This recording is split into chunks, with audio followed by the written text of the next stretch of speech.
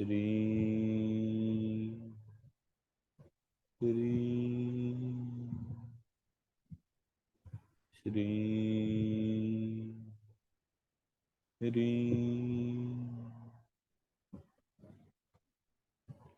एक लंबी गहरी सांस लेंगे, नाक से नाभि तक, नाभि से नाक तक, और अपनी सोल सीट को आइडेंटिफाई करेंगे। दोनों कानों के बीच में एक सीधी लाइन खींच के उसके सेंटर पॉइंट पे अपनी आत्मा का निवास स्थान मानेंगे, जहां से वो सब कुछ कंट्रोल कर रहा है।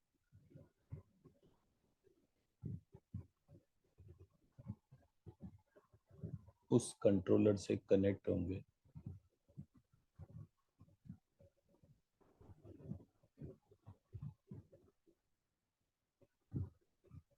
आज एक बहुत महत्वपूर्ण दिन है, जिसमें हमने एक मास का, जिसको पुरुषोत्तम मास कहते हैं, उस पे रोज ध्यान लगाया, और उसने हमें हर रोज कुछ ना कुछ नया पाठ बताया।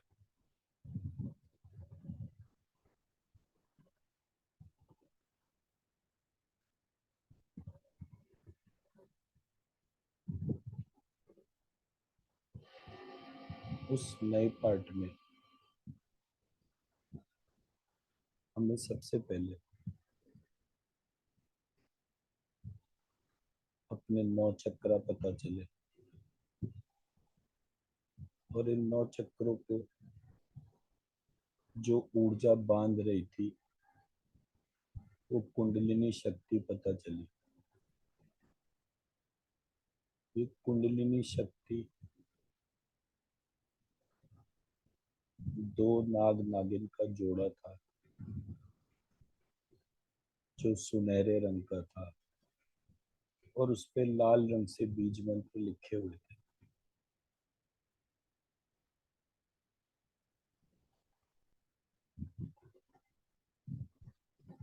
इस कुंडलिनी शक्ति को महसूस करने से पहले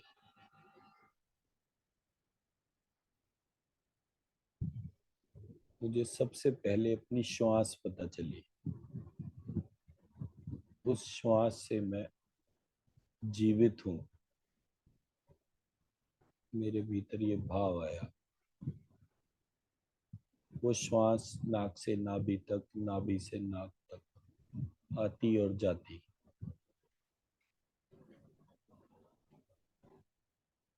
उस श्वास से उन प्राणों की उत्पत्ति हुई। उस प्राण के उत्पन्न होने पर हमारे भीतर विचार की उत्पत्ति हुई।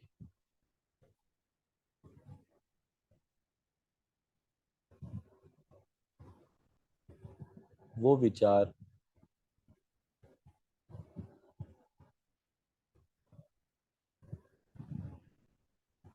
संपूर्ण समय इस शरीर के भीतर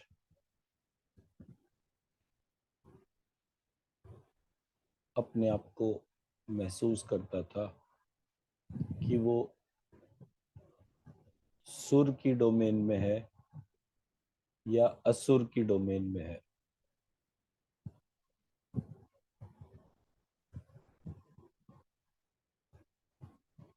सुर मतलब हमारे 16 स्वर और 10 सेमी वोवेल्स।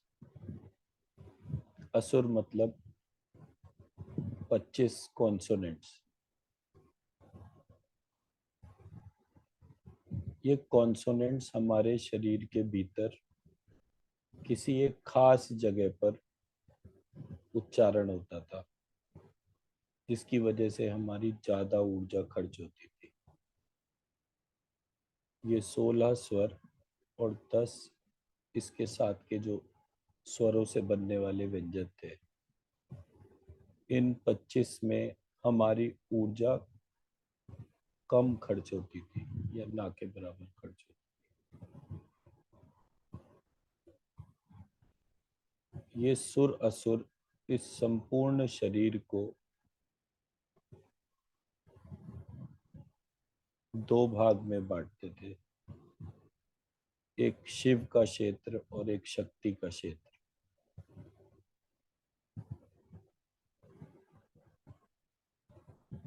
और जब इस विचार को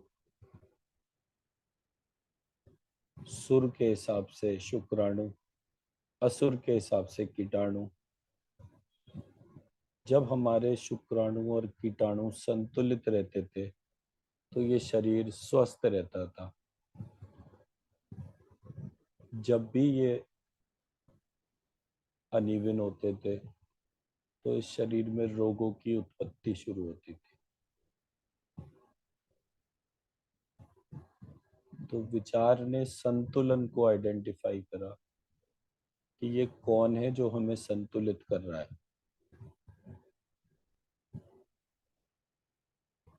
ना वो श्वास थी, ना वो प्राण था। हमें संतुलित कोई शरीर के बाहर और भीतर दोनों तरफ से कर रहा था, जो हमें धारण कर रहा था, जो हमारा रचयिता था।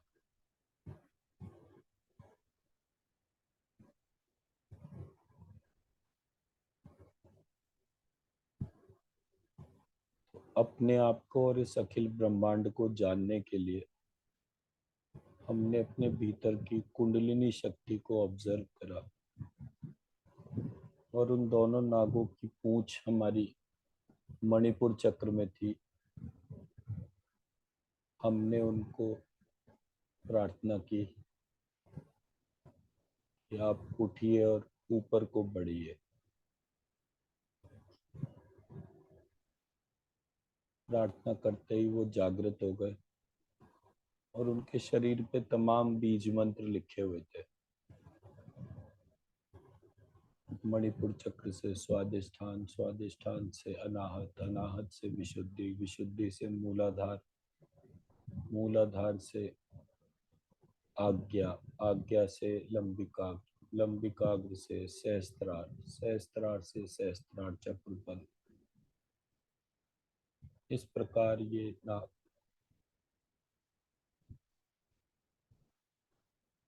सजग होकर, एक होकर जागृत हो गए। और ये जैसे जागृत हुए, हमें अपने शरीर के बाहर के शरीर की अनुभूति होना शुरू हुआ। जैसे हमारे शरीर में बैक्टीरिया, वायरस होते हैं, ऐसी हम भी किसी के शरीर में एग्जिस्ट करते हैं।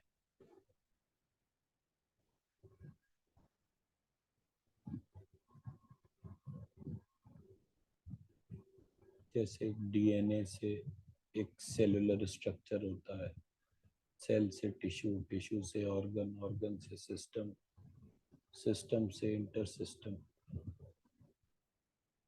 उसके बाद हमारा शरीर बनता है।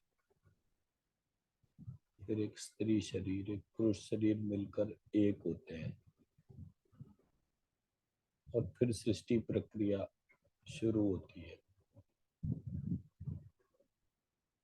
उसी तरीके से हमारे शरीर के बाहर जो शक्ति थी वो एक संपूर्ण ब्रह्मांड स्वरूप था, और वो ब्रह्मांड स्वरूप पुरुषाकार था। श्री विष्णु लेटे हुए हों उस प्रकार। ये जितना भी ग्रेविटेशनल फोर्स था, जो पूरे सिस्टम में एक एक प्लेनेट और सैटेलाइट के ऊपर पड़ता है, उस संपूर्ण को हम शेषनाग मानते हैं।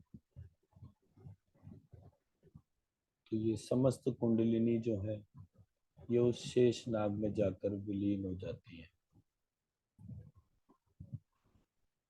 और हम सबके भीतर जो आत्मा है उस ब्रह्मांड शरीर में जाके विष्णु स्वरूप हो जाती है।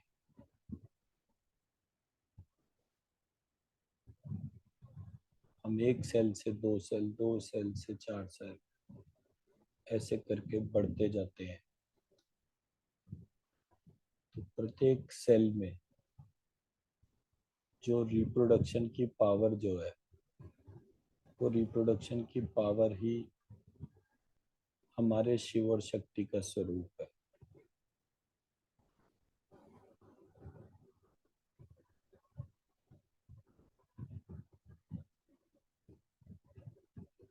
तो उस अखिल ब्रह्मांड में विष्णु जी और लक्ष्मी जी को देखेंगे और किस प्रकार ये संपूर्ण ब्रह्मांड उत्पन्न होता जा रहा है। ये शिव और शक्ति है। इस ब्रह्मांड में, अंतरिक्ष में, सब जगह वायु है। ये पूरा ब्रह्मांड श्वास ले रहा है। जब श्वास ले रहा है तो वहीं पर ही गायत्री, सावित्री, सरस्वती, ये सब नाम को अलग अलग है, बाकी एक ही शक्ति है जो महामृत्युंजय रूपी ब्रह्मा जी के साथ इस शरीर को धारण कर रही है।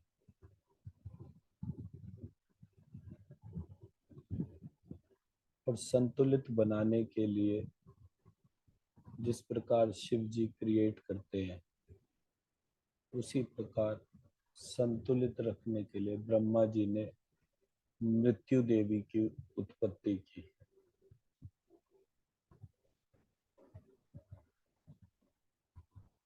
उन मृत्यु देवी ने उत्पत्ति और संहार, इस प्रकार संहार का रोल प्ले करा।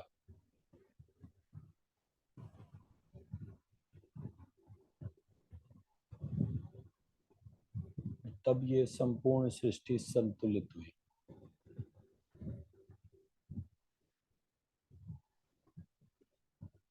ये शिव, शक्ति, विष्णु, लक्ष्मी, ब्रह्मा, सरस्वती, ये छह के छह इस अखिल ब्रह्मांड को धारण करे हुए हैं। और हमारे शरीर के भीतर डीएनए के रूप में ये एक एक सेल में विद्यमान है।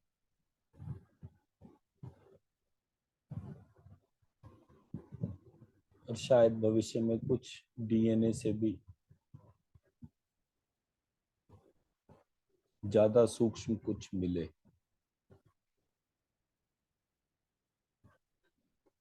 उसमें भी यही विद्यमान होंगे। आज हम प्रार्थना करेंगे।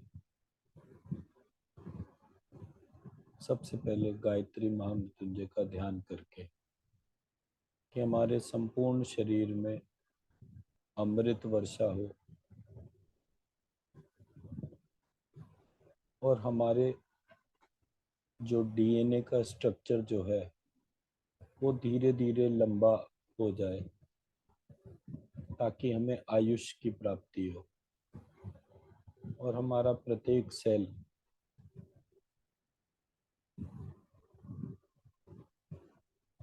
हमें शारीरिक समृद्धि, आर्थिक समृद्धि, मानसिक समृद्धि, आत्मिक समृद्धि प्रदान करे।